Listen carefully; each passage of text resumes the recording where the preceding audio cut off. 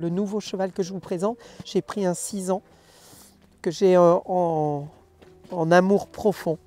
C'est un cheval qui a beaucoup de caractère, certainement venu de son origine, Canturo, avec une famille maternelle française. C'est un cheval dont j'ai fait l'acquisition lorsqu'il avait 4 ans et qu'on n'a vraiment pas secoué à 4 ans, à 5 ans et 6 ans. C'est un cheval qui a fort caractère, fort caractère. Il est d'une gentillesse, c'est le meilleur ami de l'homme dans les écuries. On a une connexion avec lui naturelle évidemment importante, mais il y a aussi un revers de la médaille, c'est que le cheval gagne assez facilement et il faut que je trouve le juste milieu entre qu'il me respecte et la rigueur qu'on doit lui demander, parce qu'il a quand même tout est facile dans son corps, tellement le galop est facile. Alors le travail est plus facile sur certains aspects avec lui, mais d'un autre côté il est aussi plus difficile parce qu'il triche un petit peu, tellement il est doué dans son corps dans tous les sens. Alors il faut que je juge bien, je monte quasiment à la maison, jamais avec une paire d'éperons mes chevaux. Mais est-ce que je suis dans le juste quand je fais de cette manière-là? Est-ce qu'il aurait peut-être plus besoin d'être encadré quelque part d'une certaine manière et d'être un petit peu plus soumis? J'ai envie de dire, j'ai plus envie de m'en faire un super bon copain et que ce soit lui à la fin qui fasse les choses et qu'il ait l'impression de prendre les initiatives surtout. Voilà, ça va être l'importance dans les 2 ans qui viennent pour à 9 ans faire déjà des belles épreuves à 1,50 m. Que ce soit lui qui ait l'impression de tout décider et surtout que tout soit un jeu pour lui. Il a déjà fonctionné une demi-heure au pas tout à l'heure, mais hop, je vais le laisser prendre connaissance de la carrière. Je vais, contrairement à ce que me dit Barnabas dans les stages où on doit rentrer dans le travail, je ne suis pas un grand fanatique de ça, je vais préférer le laisser découvrir l'endroit, découvrir les nouveaux obstacles qu'on a placés ce matin. Et puis cet échauffement musculaire, il va décider où est-ce qu'il veut mettre son corps, son encolure. Comme il est rapidement dans le bon mouvement, je lui demande quand même un petit peu à droite de pousser sa hanche. Là, je vais partir sur une volte, mais sans la gripper. J'ai vraiment souvent la rêne longue. Je l'invite plutôt que le contraindre. Je lui demande juste de pousser son postérieur un peu à l'extérieur, puis finalement changer d'angle.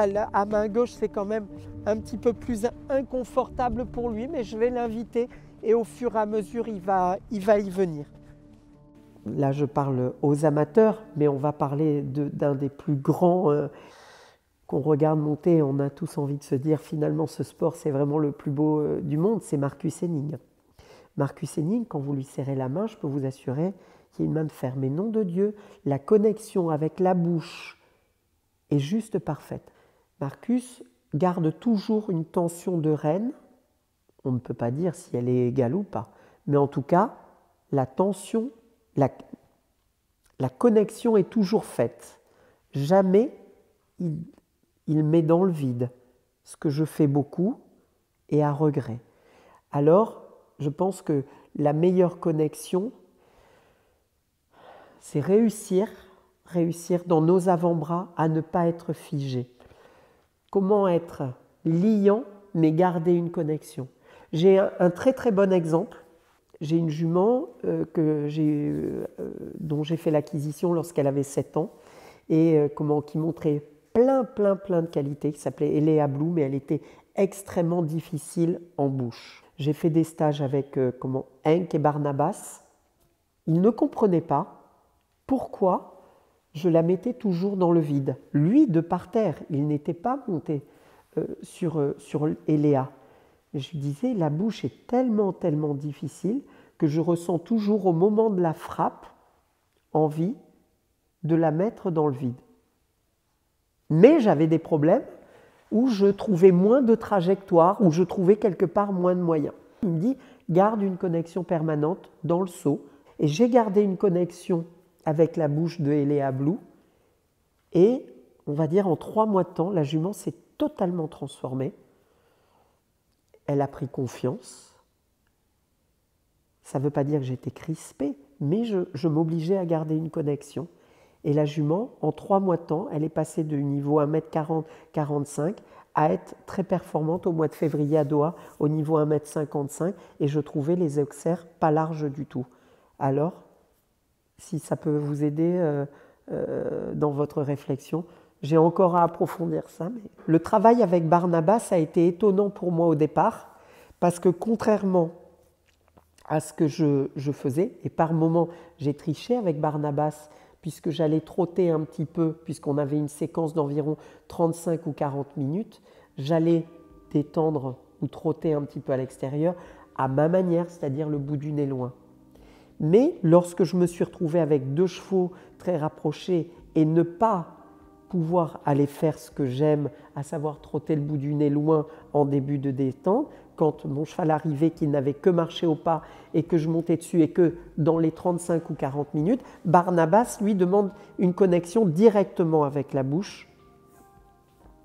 Et là, je dois dire qu'en donnant quelque part un cadre au cavalier, c'est-à-dire il me fait travailler moi plus que le cheval, en me donnant un cadre comme ça, il donne également un cadre à mon cheval et je me suis retrouvé très agréablement surpris avec des chevaux qui fonctionnaient extrêmement bien et très très rapidement. Alors peut-être que ma détente pour le bien-être de mon animal, à savoir trotter le bout du nez loin, voire même passer que du pas pendant une vingtaine de minutes à galoper, est peut-être une mauvaise idée.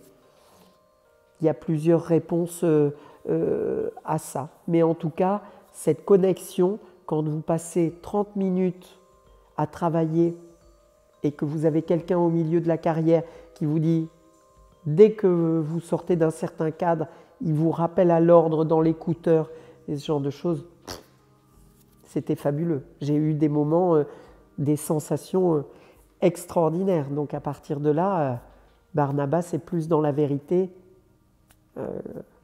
Faut pas lui dire que j'allais trotter le bout du nez loin au début, mais je pense